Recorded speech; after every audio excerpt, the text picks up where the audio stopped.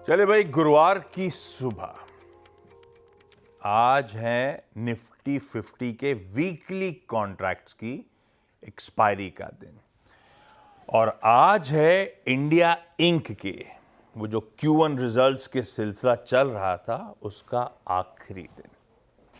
Result season का आखिरी दिन है, पर साथ में फेस्टिविटीज की अब कल से शुरुआत हो जाएगी।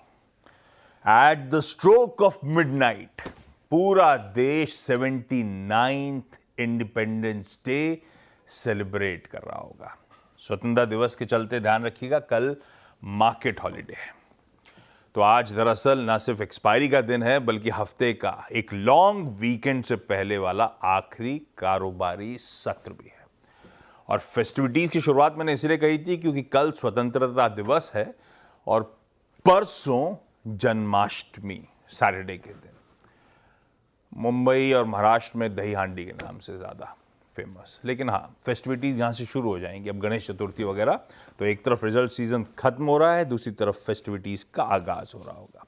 लाइए जरा कल का वो जो सैंडविच सेशन था दो एक्सपायरीज के बीच वाला, वो आपकी स्क्रीन्स पर आएगा। अच्छे क्यूज के बीच, अच्छे क्यूज मैं इसलिए कह रहा हूं क्योंकि कल सुबह अपन बात कर रहे थे, इन्फ्लेशन का प्रिंट 8 साल के लोस पे आया था।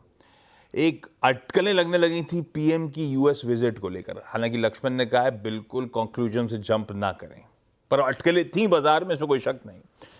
यूएस रशिया समिट कल होनी है, फ्राइडे के दिन, जब हम छुट्टी मना रहे होंगे। उससे कुछ होप्स जागी हुई थी और कल सुबह जब हम लोग मार्केट्स की शुरुआत करने के लिए मॉर्निंग कॉल की शुरुआत ही करी थी, तब आपको याद होगा सारा एशिया, इवन यूएस के क्यूज बढ़िया थे।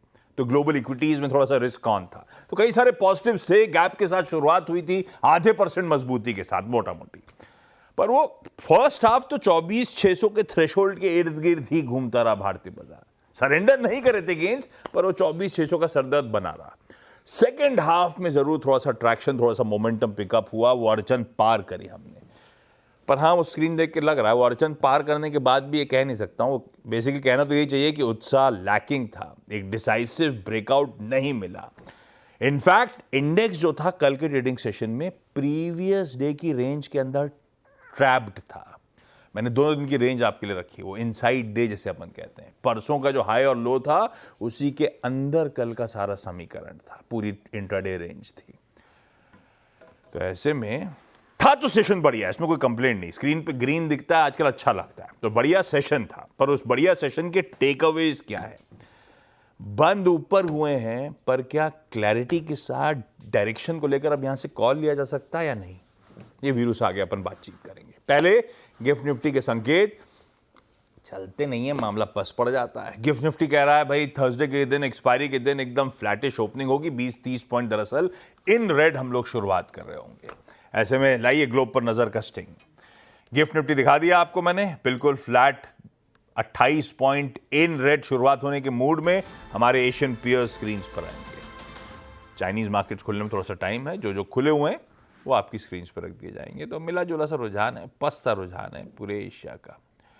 और फ्लिप करेंगे तो यूएस, कल हमने जब क्लोज किया था उस सैंडविच सेशन का 3:30 बजे, 1/4% के आसपास यूएस फ्यूचर्स इन ग्रीन थे। एक्चुअल सेशन में भी 1/4 से एक्चुअली 1% तक का उछाल। डाउ लेगार्ड था, एसएनपी नैस्डैक और खासतौर पर नैस्डैक बढ़िया कर रहे थे, तो कल डाउ कैचअप शायद प्ले कर रहा था। वो हरमास बताएंगे कहानी क्या है, लेकिन वो 1% मजबूत था। लेकिन जो हैंडओवर था बुरा नहीं है, यूएस का हैंडओवर काफी दिनों से बुरा नहीं है। अब तो इतनी तेजी हुई कि उनको जस्टिफाई करना मुश्किल होने वाला है थोड़े दिनों में। सुबह के फ्यूचर्स पस्त पड़ते हुए, तो हैंडओवर अच्छा है, तब अब की पहली प्लेट दिखाएगी। लेकिन एशियन पीयर्स ठंडे हैं, अपना गिफ्ट निफ्टी भी ठंडा ही बिहेवियर दिखा रहा है। ऐसे में हरमाज, वैसे आप सबको स्वतंत्रता दिवस की भाई एडवांस में ढेर सारी शुभकामनाएं। सबकी वेशभूषा